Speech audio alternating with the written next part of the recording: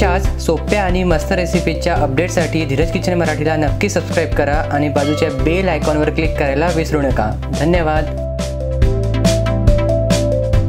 तर बेसनाचा पोळा बनविण्यासाठी इथे मी 1 कप बेसन घेतलेला आहे।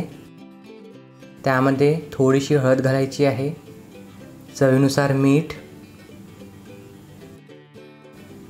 आणि पाणी घालून आपल्याला हे भिजवून घ्यायचं आहे।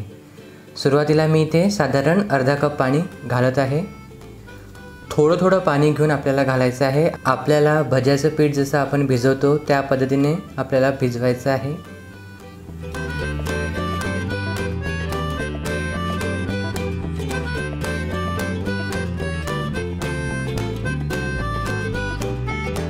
सुरुवातीला मी थोडंसं पाणी कमीच ठेवलेलं आहे।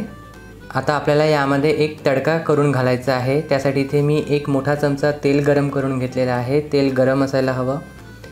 त्यानंतर 1 छोटा चमचा मोहरी, राई, त्यानंतर 1 चमचा जिरे, त्यानंतर 4 ते 5 हिरव्या मिरच्या बारीक चिरलेल्या आहेत। तिखट असेल तर 2च घेतल्या तरी चालेल। त्यानंतर 4 ते 5 लसूण पाकळ्या त्याचे बारीक काप करून घेतलेले आहे।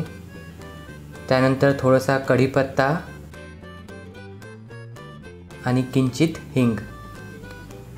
छान खमंग फोडणी बसली गेली पाहिजे।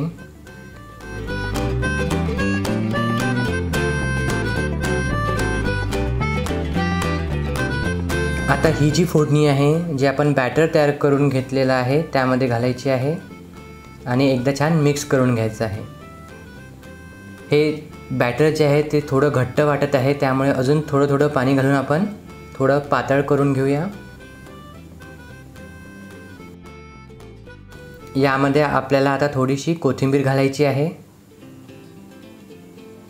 छान मिक्स करून घेऊया। साधारण इथे मी 3 कप पाणी घातलेलं आहे। आता आपल्याला यामध्ये अर्धा चमचा इनो घालायचा आहे।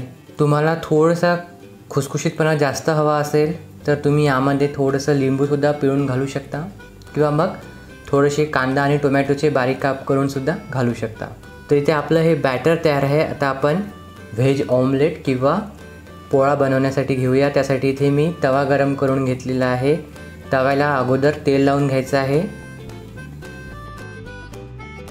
आणि यावर आपल्याला जे बॅटर आहे ते घालून घ्यायचं आहे।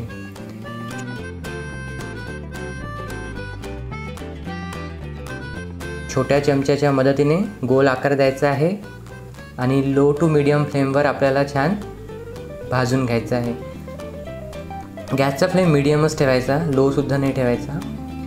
आणि आजूबाजूने आपल्याला तेल सोडायचं आहे, कारण बेसन आहे आणि जर आपण तेल कमी वापरलं इथे बेसनाला एक उग्रपणा असतो, त्यामुळे तो लागू नये त्यासाठी तेल थोडंसं मात्र यामध्ये घालावं लागेल। सर्व बाजूने आपल्याला तेल घालायचं आहे, त्यामुळे कुरकुरीत पण होतो, छान क्रिस्पी होतो, खुसखुशीतसुद्धा होतो।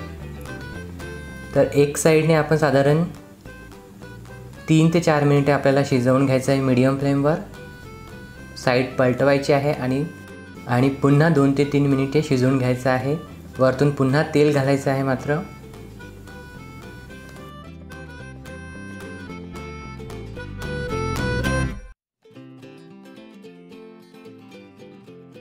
छान कुरकुरीत झाला की आपल्याला काढून घ्यायचं आहे आणि गरमागरम सर्व करायचं आहे।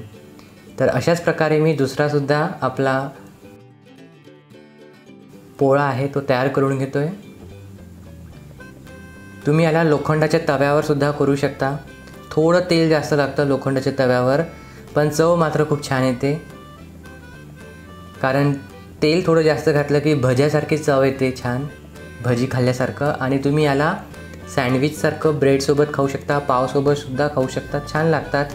एखाद्या वेळेस भूक लागली असेल आणि काहीतरी झटपट करायचं असेल तर तुम्ही हा बेसनाचा पोळा करू शकता।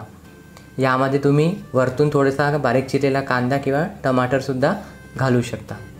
तर इथे आपले हे दोन्ही पोळा बनून तयार आहे। सर्व करून घेऊया। तुम्ही याला टोमॅटो सॉसबरोबर किंवा लोणच्याबरोबर किंवा असेही खाऊ शकता। तर याचं सर्व साहित्य मी खालील डिस्क्रिप्शन बॉक्समध्ये दिलेलं आहे, तर नक्की बघा। धन्यवाद।